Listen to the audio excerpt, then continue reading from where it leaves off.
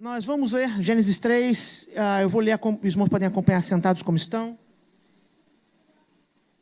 Diz assim a palavra de Deus. Ora, a serpente era o mais astuto de todos os animais do campo que o Senhor Deus havia feito. E ela disse à mulher, foi assim que Deus disse? Não comereis de nenhuma árvore do jardim? Respondeu a mulher, a serpente, do fruto das árvores do jardim podemos comer. Mas do fruto da árvore que está no meio do jardim, disse Deus, não comereis dele, nem nele tocareis, se o fizerdes, morrereis. Disse a serpente à mulher, com certeza não morrereis. Na verdade, Deus sabe que no dia em que comerdes desse fruto, vossos olhos se abrirão, sereis como Deus, conhecendo o bem e o mal.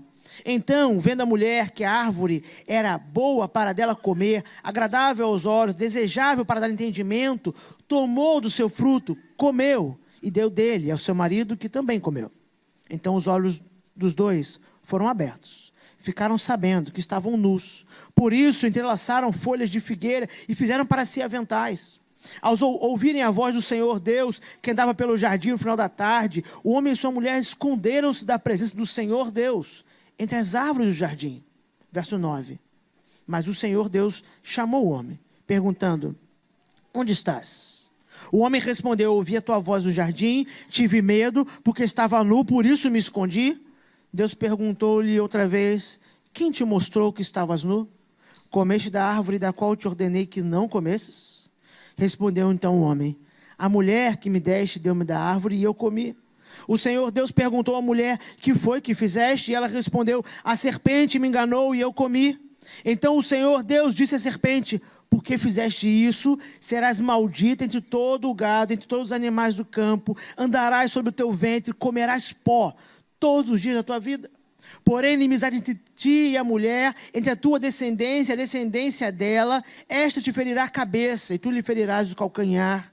E disse para a mulher, multiplicarei grandemente a tua dor na gravidez, com dor darás à luz filhos, o teu desejo será para o teu marido e ele te dominará. E disse para o homem, porque deste ouvido a voz da tua mulher e comeste da árvore da qual te ordenei, não comerás dela, maldita é a terra por tua causa, com sofrimento comerás dela todos os dias da tua vida, e ela te produzirá espinhos e ervas daninhas, e terás de comer das plantas do campo, do suor do teu rosto, comerás o teu pão, até que tornes a terra, pois dela foste tirado, porque és pó, e ao pó tornarás. Verso 20. Adão chamou Eva, a sua mulher, porque ela foi a mãe de todo vivente. E o Senhor Deus fez roupas de peles para Adão e sua mulher, e os vestiu. Então disse o Senhor Deus, agora o homem tornou-se como um de nós, conhece o bem e o mal, não suceda que estenda a mão e tome também a árvore da vida, coma e viva eternamente. Por isso, o Senhor Deus o mandou para fora do jardim do Éden para cultivar o solo do qual fora tirado.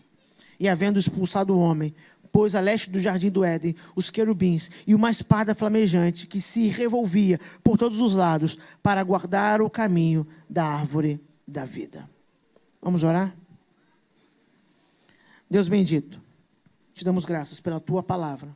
E o que pedimos, ó Pai, humildemente, é que o Senhor mesmo use da tua palavra para iluminar nossa mente, nosso coração, e nos conquistar e domar a nossa vontade, sujeitando-nos ao Senhor, para que vivamos de forma que te agrade, que louve o teu nome e que traga satisfação à nossa alma.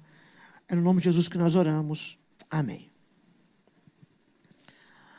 Essa série de mensagens tem por título No Princípio, e hoje, em especial nesse capítulo, nós vamos observar a tragédia da queda da humanidade, suas consequências devastadoras e a semente da graça. O livro de Gênesis, vimos nas últimas semanas, tem uma clara estrutura de divisão das gerações, que apresentam os detalhes de forma crescente daquilo que Deus fez desde o começo. Além disso, também é possível observar na narrativa de Gênesis o que pode ser descrito como uma estrutura de geração, degeneração e regeneração. Mencionei isso algumas semanas atrás. E aqui nós temos agora um exemplo, nós estamos bem no meio de um desses ciclos. Nós vimos, nos capítulos 1 e 2, o universo, a terra, Adão, Eva e todos os detalhes dessa criação, a geração, o que Deus criou. Inclusive, capítulo 2, verso 4, começa com: essas são as gerações de Adão, gerações do mundo, da terra, né? E na geração da terra. No capítulo 3, nós começamos hoje a ver a degeneração, ou seja, aquilo que Deus criou, começa agora num rápido declínio. Nós vamos ver hoje, né, em detalhes, já lemos, mas por que isso? Essa degeneração, esse deterioramento, literalmente estragando. O que Deus criou vai começar a estragar, vai começar a se deteriorar. E então nós veremos, daqui a algumas semanas, a regeneração. Deus criou, há um declínio, mas Deus começa, nós veremos isso a partir especialmente do capítulo 6, a regenerar, a trazer sim o juízo devido ao pecado, mas a dar ao ser humano a possibilidade de restauração. No capítulo 2, anteriormente, nós vimos o primeiro homem, a primeira mulher, a primeira família e a bênção do casamento instituído por Deus. Falamos também sobre o mandato que Deus dá ao homem, chamado muitas vezes de mandato cultural, de um homem cuidar, cultivar e guardar o jardim, protegendo a criação de Deus e trabalhando essa criação para o seu florescimento. Mas agora vamos chegar na descrição, ou chegamos na descrição da queda.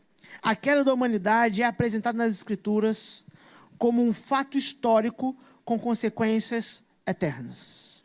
Guarde esse binômio, essa relação. Um fato histórico com consequências eternas.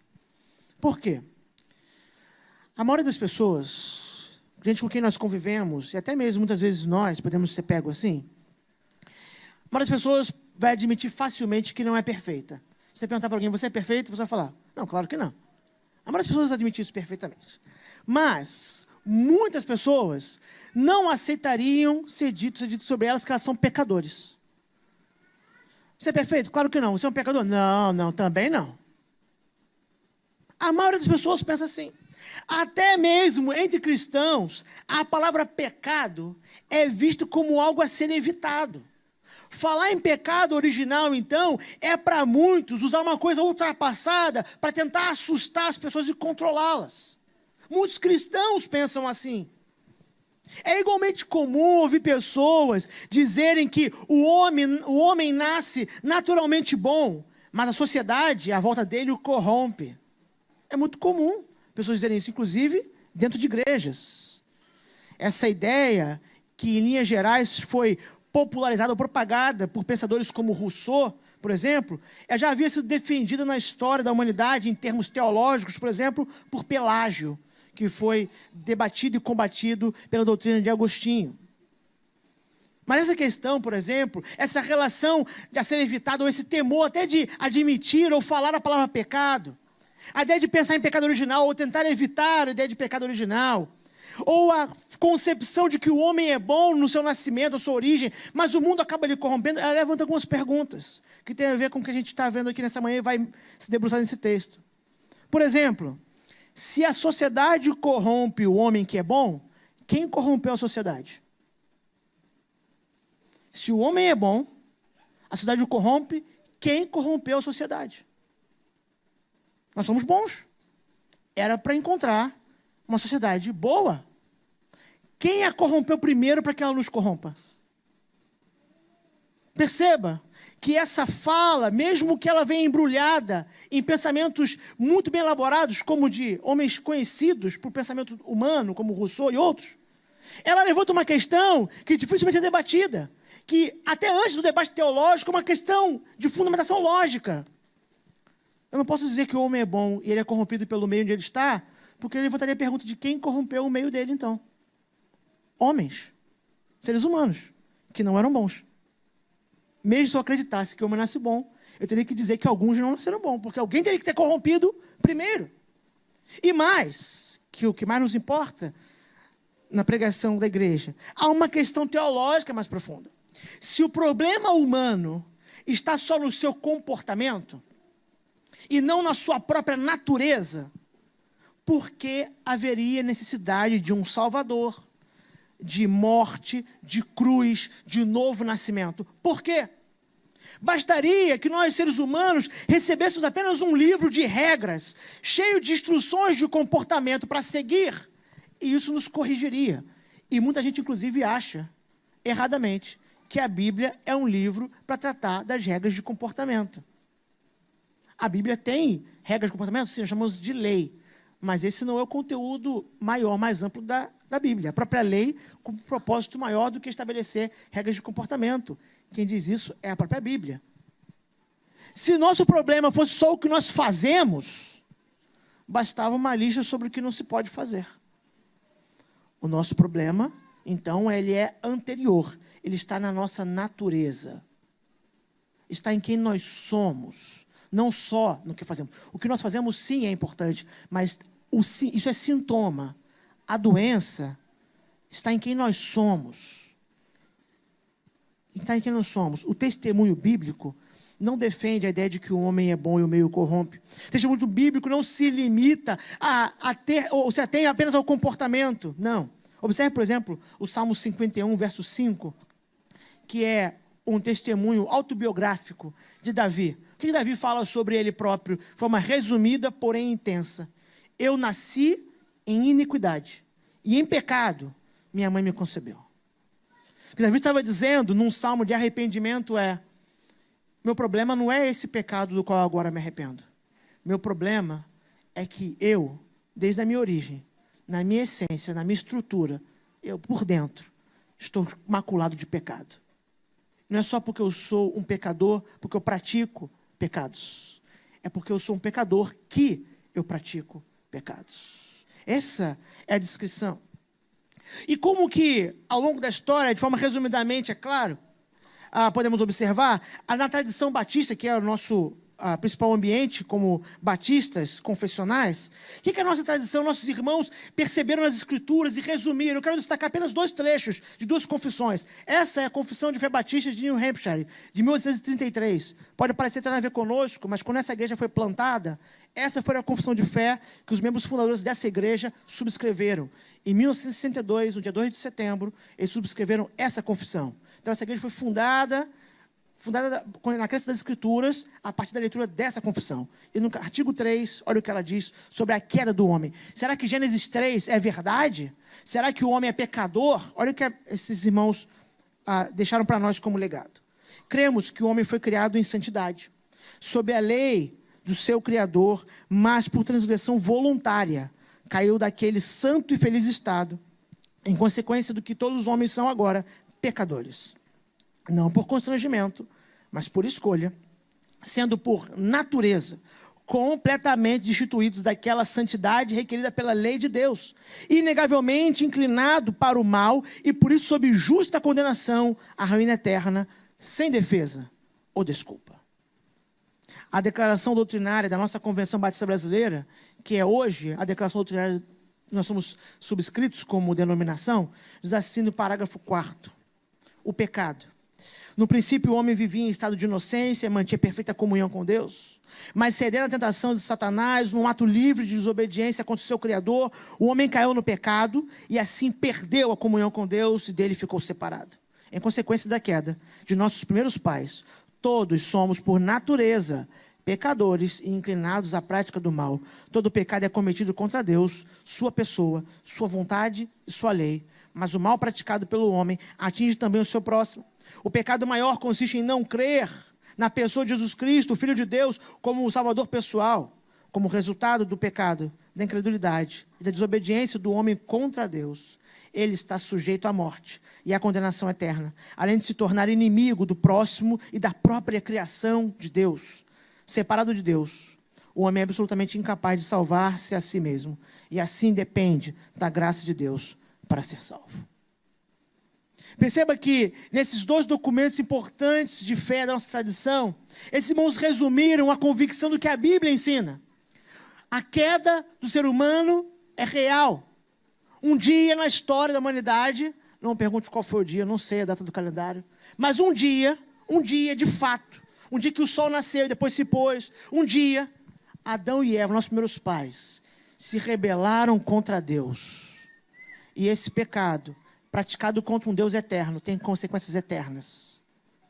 E por isso, nós precisamos entender o que isso quer dizer para nós. E o que Deus fez, então, em nosso favor. O que nós vemos aqui, no capítulo 3 do livro das Origens, é como o pecado original é uma realidade dura, com consequências devastadoras sobre toda a criação.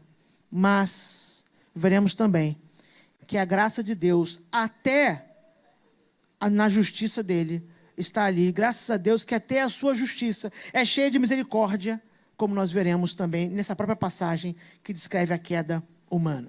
Olhando novamente para o texto, você pode deixar a sua Bíblia aberta. Alguns versos vão aparecer também na projeção, mas você pode usar na sua Bíblia, ou no celular, ou na sua Bíblia impressa. Os 3 primeiros versos mostram que essa queda, ela iniciou com uma tentação, com um diálogo que vai promover a tentação, que está baseado nesse seguinte objetivo: lançar dúvida sobre a palavra de Deus. A queda começou com a palavra de Deus sendo posta em dúvida. Observe esses primeiros versos. Aliás, os irmãos podem ler?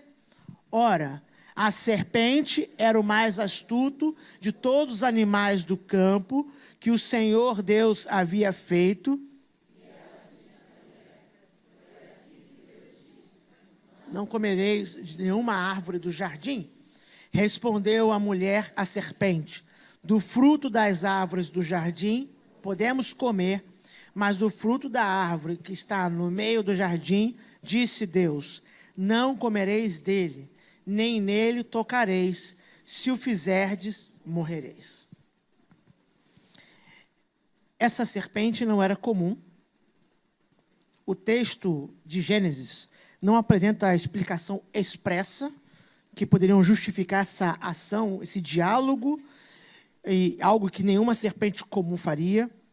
Mas o desenrolar de toda a Bíblia vai revelar que esse que se apresenta promovendo tal diálogo chamado de tentação é o adversário do povo de Deus, é o próprio Satanás, que estava ali, personificado em serpente, tentando Adão e Eva.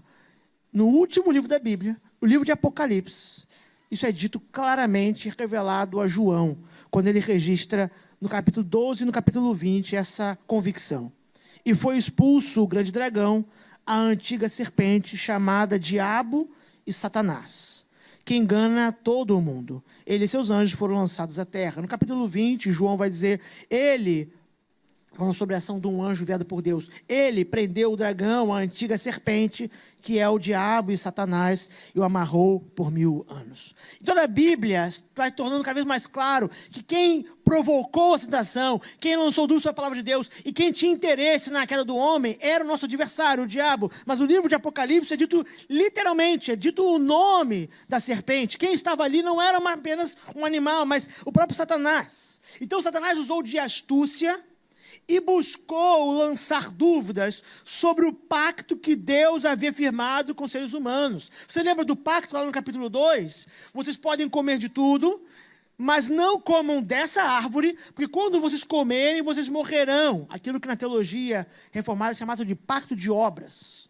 Obedeçam e vivam, desobedeçam e morram. Eu te dou uma dever de casa. Leia depois do Deuteronômio, capítulo 5, quando a lei é repetida para o povo, e lá Moisés diz, se vocês obedecerem esses preceitos, viverão. Obedecer é viver. Desobedecer é trair para si a morte. E esse era o pacto de obras, que foi quebrado. E foi quebrado com a palavra de Deus lançada em dúvida. Primeiro, porque ele buscou apresentar o mandamento de Deus como um peso, invertendo o pacto. Deus não disse, não pode comer de nada. Deus disse, não pode comer de uma. Na verdade, o pacto começou não com a negação, mas com a parte afirmativa. Coma de tudo, não dessa árvore. Só que Satanás usou de astúcia para inverter a lógica do pacto, para fazer com que a lei de Deus, o seu mandamento, parecesse um peso. Deus havia provido tudo que o ser humano precisaria. O Éden era o lugar do deleite, da satisfação. Tudo estava à disposição dos seres humanos usufruírem. Mas o que a tentação tenta parecer? Que nada estava ao alcance dos seres humanos. Tudo estava à disposição, mas a ênfase do inimigo é na negativa, com um exagero. Nenhuma árvore. Vocês não podem usufruir de nada. Vocês não podem usufruir de nada que Deus criou. E assim, ele lançou dúvida sobre o fato de que Deus proveu tudo o que nós precisamos. Preste atenção nisso, lá no final eu vou voltar nesse ponto. Todo pecado acontece porque nós duvidamos que Deus proveu tudo o que precisamos. Deixamos de confiar nele. Todo pecado, seja avareza, seja imoralidade, é porque de alguma maneira nós achamos que uma outra coisa vai nos dar algo que Deus não nos deu e não deu porque ele não quer. Era isso que Satanás estava fazendo com nossos primeiros pais e é isso que ele faz conosco hoje, nas tentações. Vocês não podem usufruir de nada.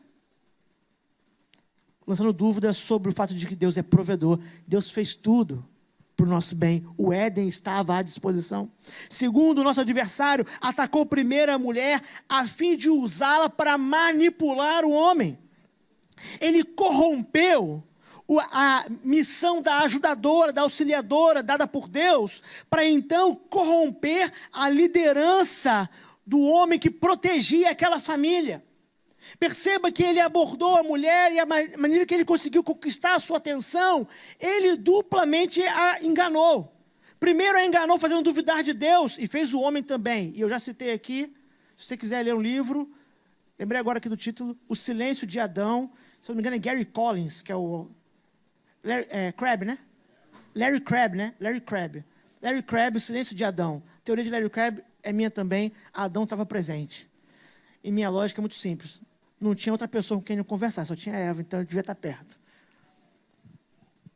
Ele corrompeu duplamente porque ele enganou primeiro a duvidar de Deus e depois a achar que se ela conduzisse o seu marido naquele caminho de conhecimento do bem e do mal, seria melhor para ela do que ser conduzida. Você perceba, a missão de ser auxiliadora, que era para abençoar, que estava lá no capítulo 2, agora está sendo corrompida por uma sedução astuta. Questionando Deus, questionando a sua missão na família, para que você possa então ser usado ou usada e ser manipulado facilmente.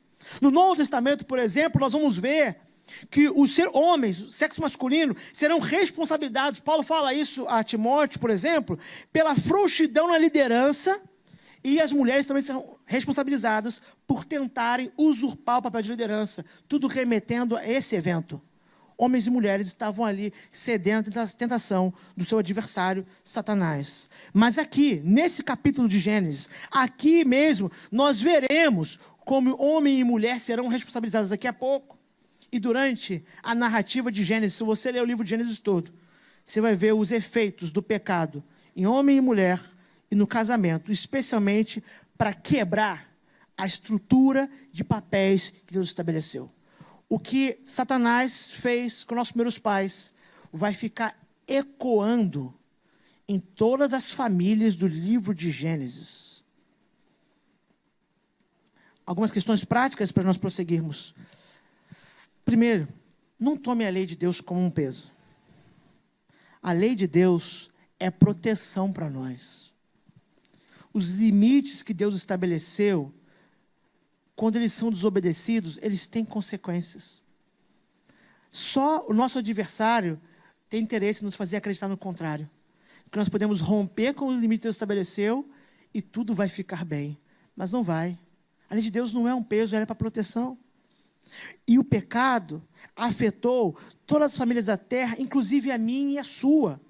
Por isso, nós temos que ter atenção no que a Bíblia ensina sobre o pecado e sobre a graça de Deus que atua no pecado, porque a minha e a sua família não ficaram isentas.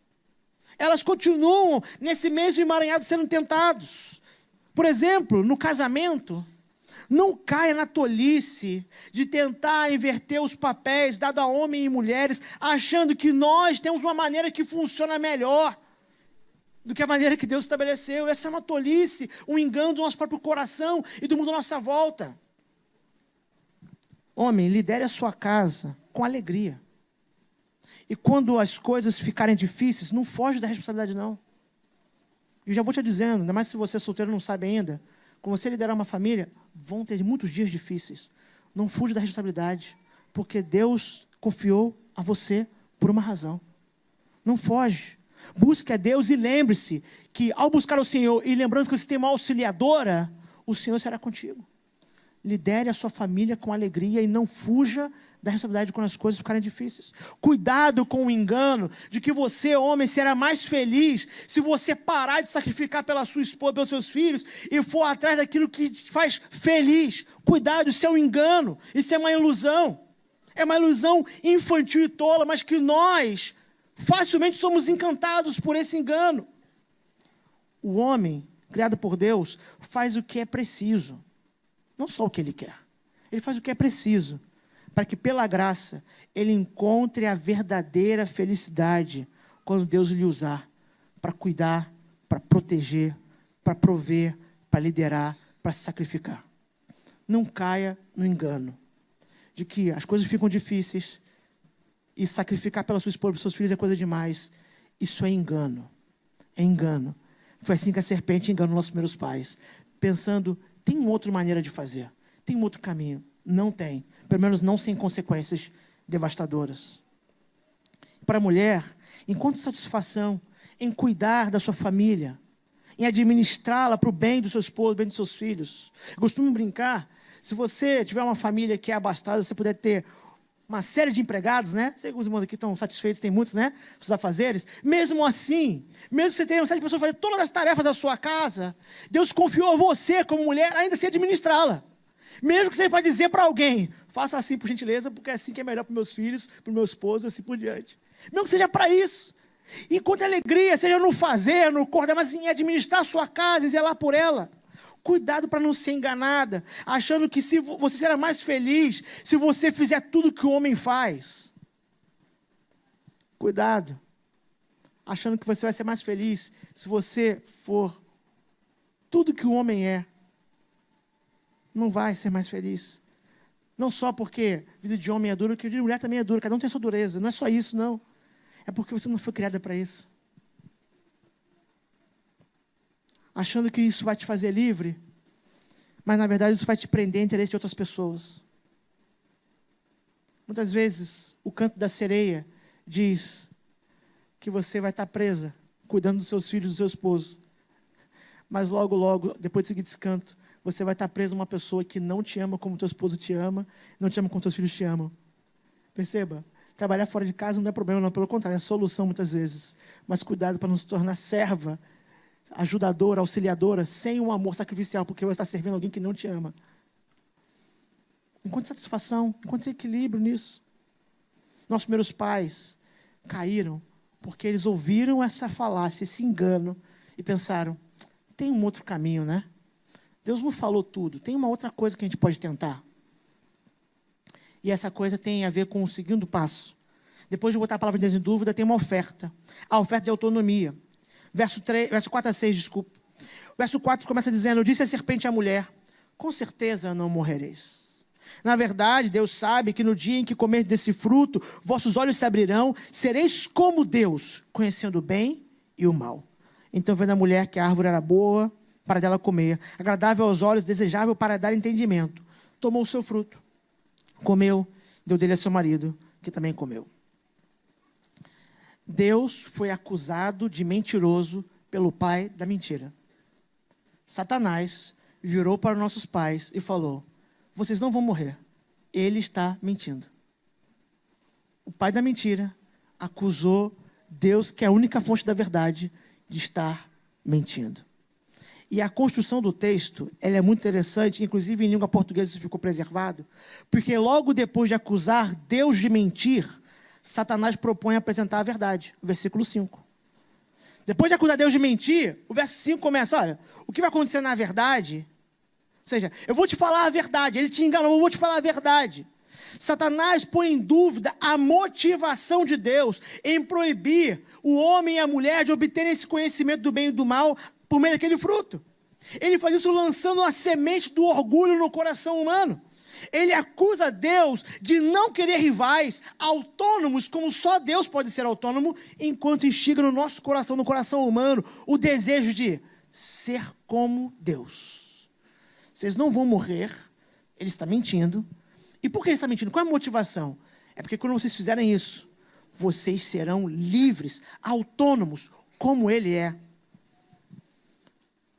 Desobediência e o desejo por autonomia estão na raiz de todos os males humanos, porque eles são o combustível do pecado original e dos nossos pecados atuais praticados. Desobediência e desejo de autonomia. Quando a serpente fez isso, ela vendeu ao ser humano uma liberdade de Deus. Ser livre dele, dos seus mandamentos, da sua aliança. Vocês estão livres do mandamento, da aliança, do pacto. Estão livres se fizerem isso. O grande problema é que só pela aliança de Deus o homem pode viver. Essa parte a serpente não contou. Vocês vão ficar livres dele. Vocês não dependem de pacto, de aliança, de mandamento. Ele só não avisou, como enganador que é, que fora da aliança com Deus não tem vida. Ficar fora dessa aliança é não viver. Mas Deus tinha avisado isso, né?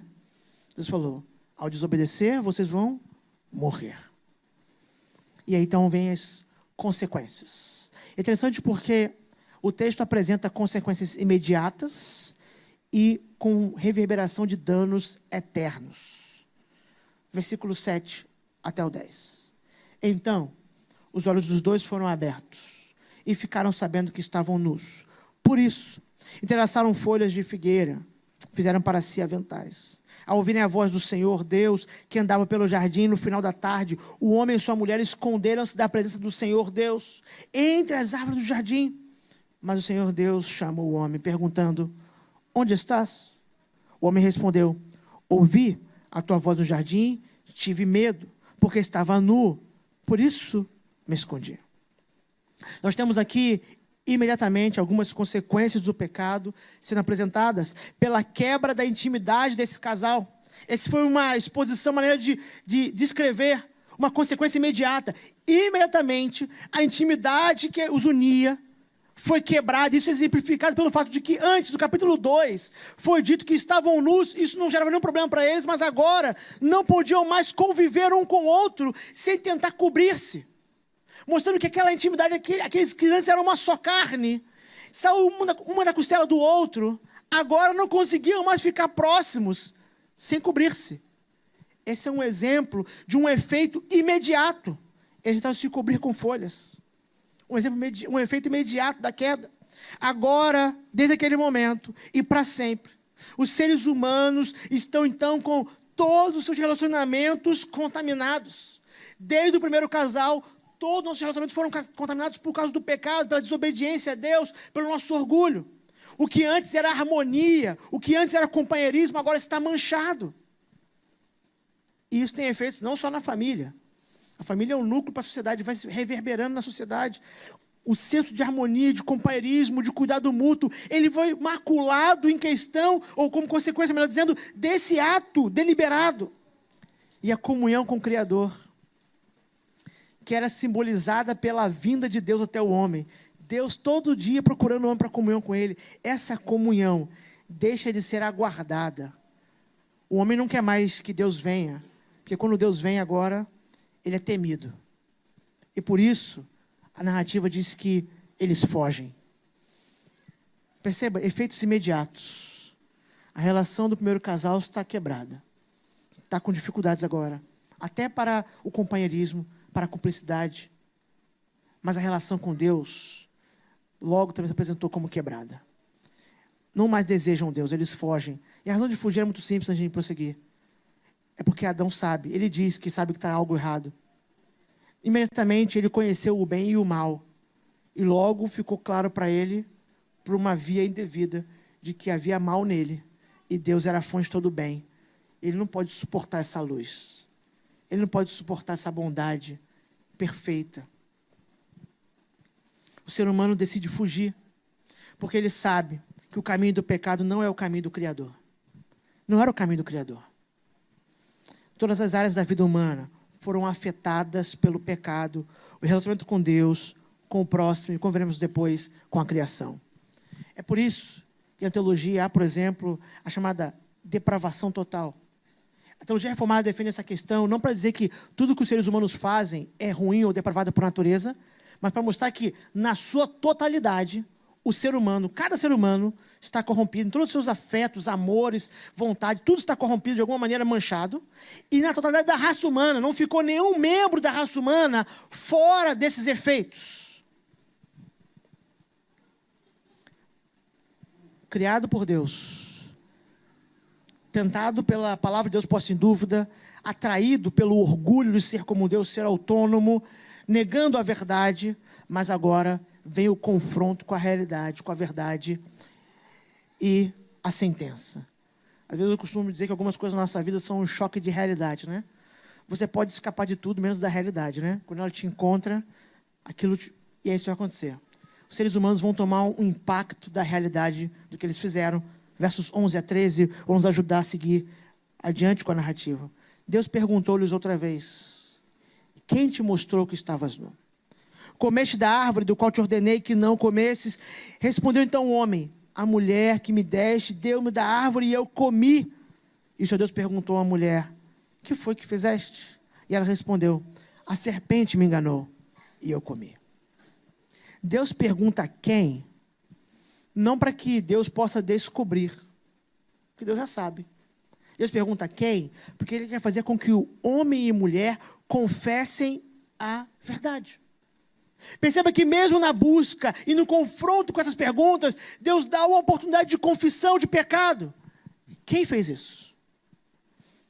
E a descrição é sucinta, mas clara em dizer que nenhum dos dois falou: fui eu, né? Eu fui lá e aceitei a tentação, fui eu. Ninguém fala: fui eu.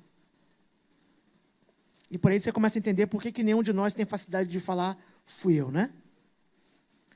Se você tem dúvida sobre isso, quando um filho, um neto, um sobrinho derrubar um copo na sua casa e o copo cair no chão e quebrar, observe que ele vai dizer: o copo quebrou.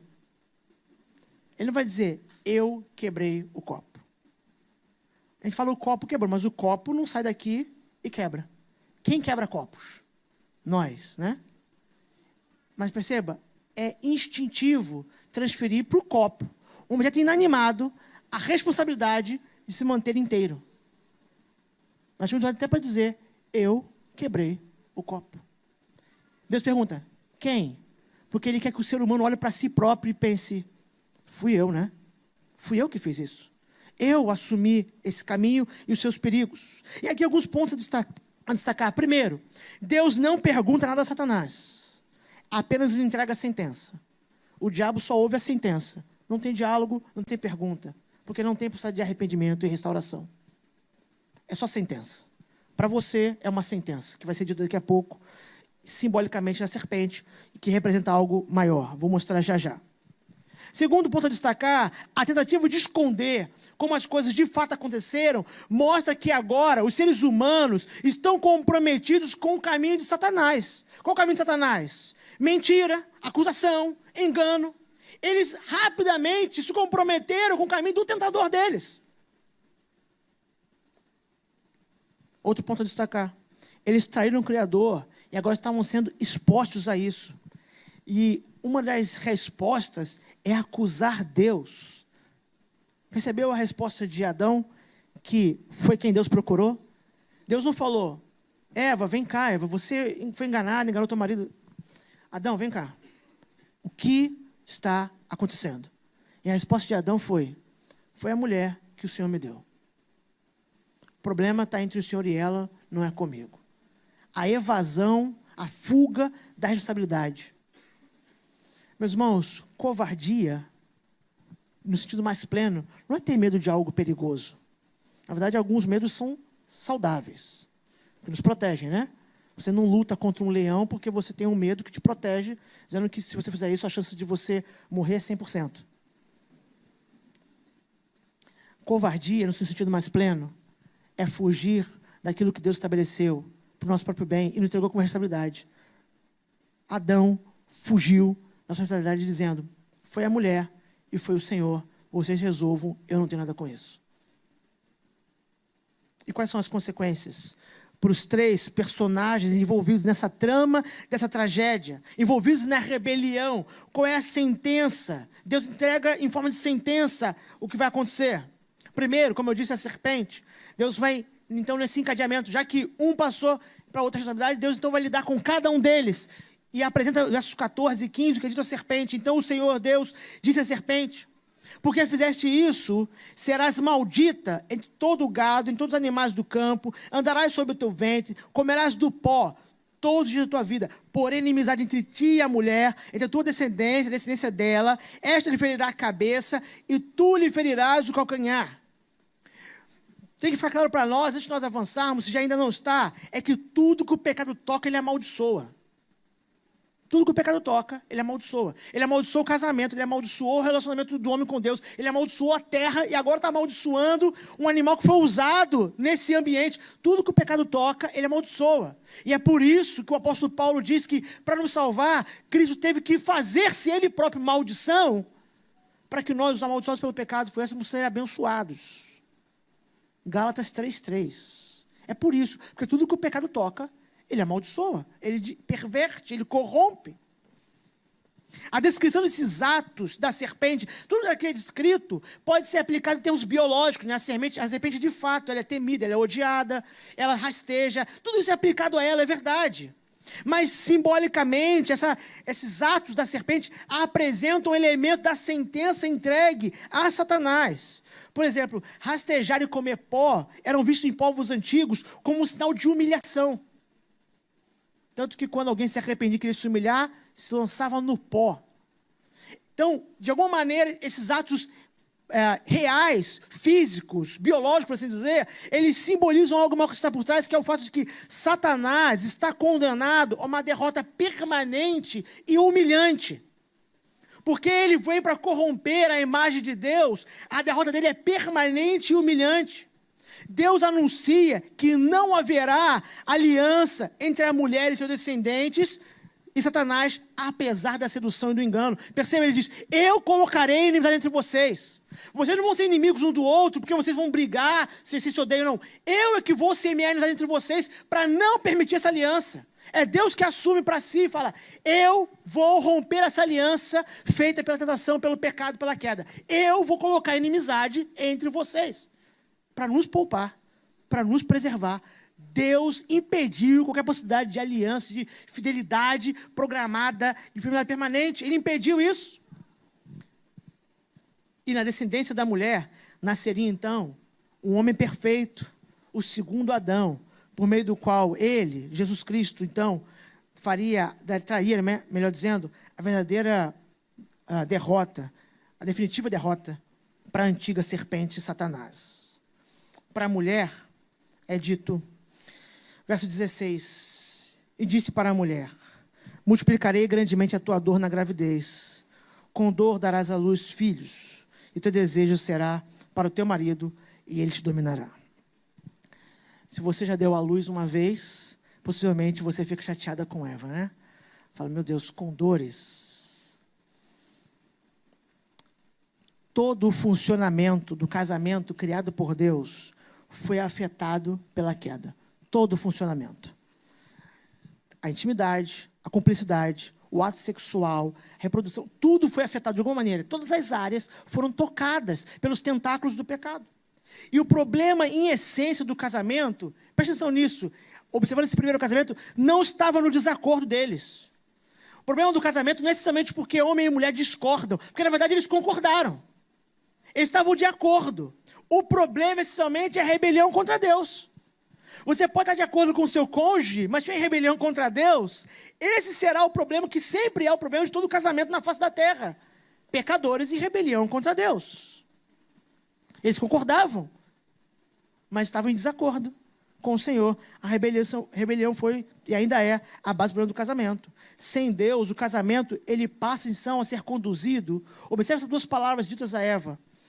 O casamento passa a ser conduzido em termos de desejo e governo.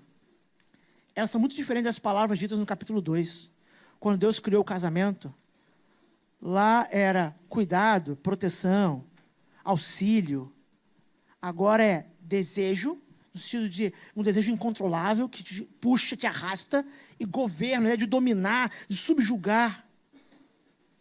No ambiente familiar, os mais belos privilégios da mulher por causa do pecado, são frustrados como resultado dessa rebelião. A alegria de ter filhos, por exemplo, vem acompanhada de dores no parto. E eu acredito, meus irmãos, que essas dores aqui não são só as dores do parto. Eu acredito que aqui o texto também traz uma referência ou uma alusão às dores que todas as mães sentem por resto da vida, por ter filhos, que é a alegria de ter os filhos, mas depois a dor, o sofrimento, a angústia de ver os filhos passando por dificuldades, a desobediência, ou seja, outras questões que podem acontecer, que vão sempre acompanhar as mães, mesmo quando seus filhos forem eles próprios adultos. De alguma maneira, tudo isso está descrito como as dores dos filhos que vocês terão. Os filhos serão uma bênção, foi Deus prometeu, mas essa bênção agora vem acompanhada de uma mácula, uma corrupção. As dores estarão junto, a preocupação, os sofrimentos. E o papel de auxiliadora também vai sofrer. Porque agora o desejo vai assumir a liderança e no lugar de ser guiada por um marido que a lidera, segundo o apóstolo Paulo aos Efésios, como Cristo lidera a igreja, ela será dominada. É por isso que a autoridade masculina está corrompendo nosso mundo. Não é por causa de algum tipo de masculinidade tóxica que surgiu recentemente, não. É porque lá no pecado original, homem e mulher foram contaminados pelo pecado. E nossos casamentos sofrem efeitos. Os últimos versos dessa passagem. Então diz o Senhor Deus: agora o homem tornou-se como um de nós e conhece o bem e o mal. Não suceda que estenda a mão e tome também a árvore da vida, coma e viva eternamente. Por isso o Senhor Deus o mandou para fora do jardim do Éden para cultivar o solo do qual fora tirado.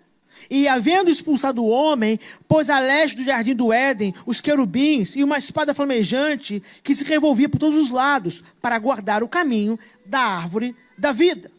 O texto poderia acabar com dizendo: Deus o expulsou do jardim. Por quê? Ele era o dono do jardim, é o dono do mundo. Mas o texto não acaba aí, diz: os expulsou para quê? Para que eles não acessassem a árvore da vida. Meus irmãos, a graça de Deus é a causa de nós sermos privados de muitas coisas. Pode soar estranho, porque a gente costuma ver a graça de Deus apenas como um meio de receber dádivas, né? Mas não se esqueça, uma das maiores dádivas que Deus nos dá é não nos dar o que nós merecemos. É nos poupar do que nós merecemos. Adão e Eva foram expulsos do jardim antes de comerem da árvore da vida, para serem poupados de uma eternidade escravizados pelo pecado. De uma eternidade escravizados pelo que eles acabaram de fazer e pelos seus resultados. Sem nunca encontrar o Criador, sem nunca encontrar a satisfação do Criador. O jardim era como um santuário de Deus, e nele o pecado não poderia habitar sem punição. Para poupar o homem e a mulher de uma vida eterna de punições, o Senhor os expulsa dali, para que eles temporariamente sejam afastados da árvore da vida. Assim, os seres humanos são enviados para habitar no mundo indomável, fora do jardim, como resultado do próprio pecado deles, até que Deus envie aquele que tomaria controle de toda a criação novamente e pudesse então restaurar homem e mulher. Para concluir, nós somos pecadores, não porque pecamos.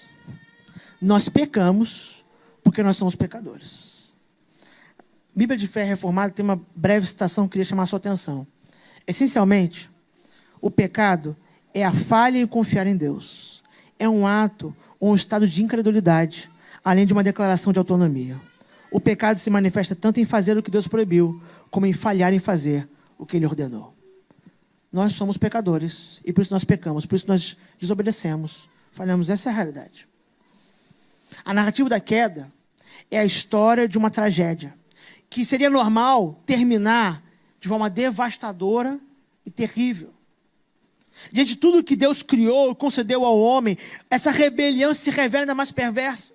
E as consequências seriam mortais de abandonar Deus, deixando de confiar nele, seguindo o próprio orgulho, sendo guiado pela autonomia, seguindo o caminho de Satanás. Seria um caminho terrível, uma tragédia que teria um fim irreversível. Mas a tragédia seria revertida, passando a ser um ponto de restauração. E o começo dessa restauração é iniciada pelo próprio Deus na queda do homem. Mesmo o pecado, com a morte, a dor que ele traz, ou mesmo Satanás, não poderiam impedir Deus do seu plano original. A queda, então, ela é uma tragédia que o próprio Deus usa para os seus planos gloriosos. Satanás, nosso adversário, nos fez cair para nos destruir, mas Deus resolveu imediatamente, porque esse era o plano dele desde o começo. O plano engloba sempre tudo, e tudo então faz parte da obra que Deus está escrevendo. À medida que ele, então, diz ao homem e à mulher qual é a sentença, os livra de uma vida eterna escravizados pelo pecado, e já abre a porta para um novo começo. Alguém vai derramar a vida para cobrir vocês do que vocês fizeram. Eu disse que eu ia citar o Silmarillion e chegou agora. Deixa eu apenas dar um pano de fundo dessa citação do Silmarillion. No Silmarillion, Ilúvatar é um nome usado para descrever o Deus único e verdadeiro. Tá ali, vai aparecer, já aparecendo logo no começo ali. Ainur é o nome, a palavra usada para descrever seres celestes, angelicais. E Melkor é usado para descrever um ser angelical específico, que tem um certo interesse de construir o próprio reino dele, que deseja ele próprio ser um tipo de Deus, ser um tipo de criador. E na descrição de Tolkien, o mundo é criado numa música. Deus inicia uma canção e ele chama os Ainur, os seres angelicais, para entrar no seu coral, na sua orquestra, e fazer com a sua orquestra junto com ele. Deus então inicia a canção e rege uma canção que os seres angelicais têm que acompanhar. Só que no meio dessa canção, Melkor começa, não desafinar porque ele não sabe, mas ele começa a fazer uns sons diferentes. Ele não segue a partitura, porque ele deseja fazer a música dele. Ele pensa, se eu fizer a minha própria música, eu tenho meu próprio mundo. Se ele cria cantando com essa canção, eu farei a minha canção para criar o meu mundo. E toda vez que ele faz isso, o tema da canção da orquestra muda e engloba a dissonância que ele faz. Até que o momento, Ilúvatar vai falar para Melkor, você não está entendendo, eu vou explicar. Então, Ilúvatar falou, e ele disse, poderosos são os Ainur, e o mais poderoso entre eles é Melkor. Mas para que ele saiba, como todos os Ainur, que eu sou Ilúvatar, essas coisas que cantastes, eu mostrá-las-ei, para que vejais o que fizestes. Ele está dizendo, tudo que vocês cantaram na minha canção, eu vou mostrar a criação. Aí ele vai continuar. E tu, Melkor, hás de ver que nenhum tema pode ser tocado que não tenha sua fonte última em mim. Nem pode alguém alterar a música à minha revelia. Pois aquele que tentar há de se revelar apenas como um instrumento meu para a criação de coisas maravilhosas que ele próprio não imaginou. Nem mesmo Satanás, nem mesmo a queda, podem alterar a canção que Deus preparou. Ele vai dizer, e quem tentar, vai descobrir depois. Perceba, Satanás não sabe todas as coisas, né? Por isso que ele tentou. Quem tentar, vai descobrir depois, que apenas está servindo aos meus propósitos. Apenas aos meus propósitos. A queda humana é a história de uma tragédia, mas que não termina como tragédia. Por quê? Porque Deus usa a tragédia para semear a graça dele. Ele usa esse solo terrível para semear a graça dele. Quem diz isso é a palavra de Deus. Novamente, uma citação breve da Bíblia Reformada. O primeiro Adão, representando todos os seres humanos, falha nessa obediência e traz morte sobre a humanidade. A obediência ativa do último Adão, Cristo, representando os eleitos, atende às demandas de Deus e granjeia para eles vida eterna. De onde isso é tirado, pastor? Romanos capítulo 5, 16, 17, verso 21. Porque se a morte reinou pela transgressão de um só, então os que recebem da transbordante suficiência da graça e da dádiva da justiça reinarão muito mais em vida por meio de um só, Jesus Cristo. Portanto, assim como por uma só transgressão veio o julgamento sobre todos os homens para a condenação, assim também por um só ato de justiça veio a graça sobre todos os homens para a justificação que produz vida.